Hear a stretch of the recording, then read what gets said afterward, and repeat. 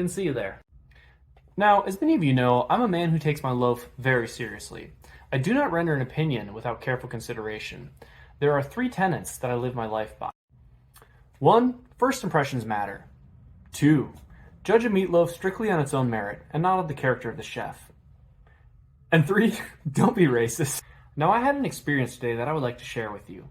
I had a meatloaf that was crafted by the hands of none other than Brandon Christensen. Yes, that Brandon Christensen. Keeping with my second life tenet, I was careful to form my opinion only after careful consideration. When I got home today, the first thing I did was go for a run.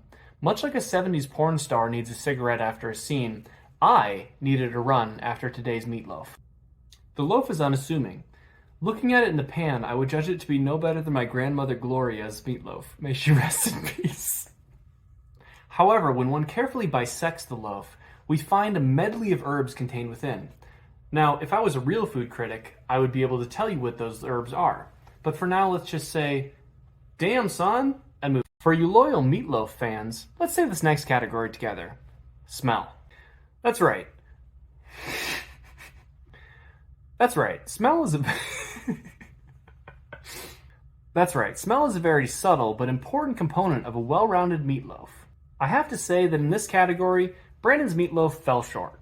Like I was taught in Chem 101, you should always start by gently wafting the scent towards your nose, in case you're dealing with a caustic material. After experiencing nothing with this technique, I moved in, and for the viewers at home, you may be able to tell that I have quite the schnoz. I'm not quite sure where I got this super sniffer. I mean, I have the profile of a middle-aged British peasant. I'm what Michael Jackson saw when he looked in the mirror prior to all the surgeries. I've got a good sniffer, and when I moved in, the scent that I got was unseasoned beef?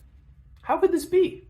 Well, Brandon, luckily for you, smell only accounts for 6.9% of the overall score. Well, luckily for you, Brandon, smell only accounts for 6.9% of the overall score. Let's move on to category 3, texture. One of my biggest gripes with the classic meatloaf is that the consumer is faced with either industrial-grade desiccant dryness or a crumbling mess of a meal.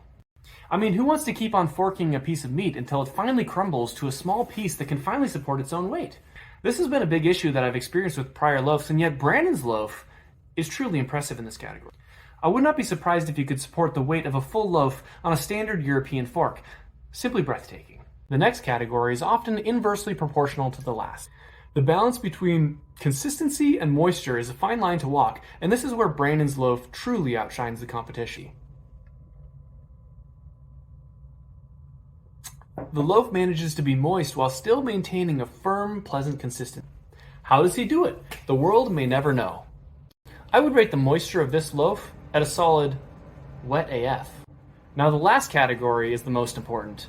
As Guy Fieri would say, take me to Flavor Town, baby. Flavor, flavor, flavor. How can you accurately rate a meatloaf without discussing flavor? Well, luckily for you, I would never do such a thing. Brandon promised that his meatloaf was neither dry nor bland. Brandon is a lot of things, but a liar is not one of them. And let me tell you,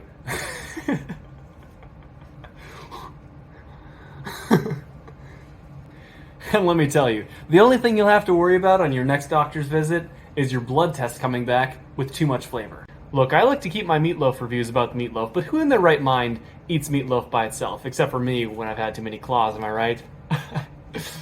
Brandon made sure to keep his meal well-rounded, and I respect the hell out of that. Let's talk mashed potatoes. Mashed potatoes, what is there to say? The chef that puts mashed potatoes in front of me is the type of guy that goes to the casino, struts up to the roulette wheel, and puts all of his life savings on black. Well, Brandon, luckily for you, today you're a win.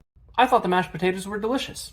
The consistency was homogeneous. The flavor was, I'm getting hints of garlic, potato, tender love and care. Green beans! The green beans were packed with flavor. Look, I'm not a man who enjoys putting green things in my mouth, except for arugula, am I right?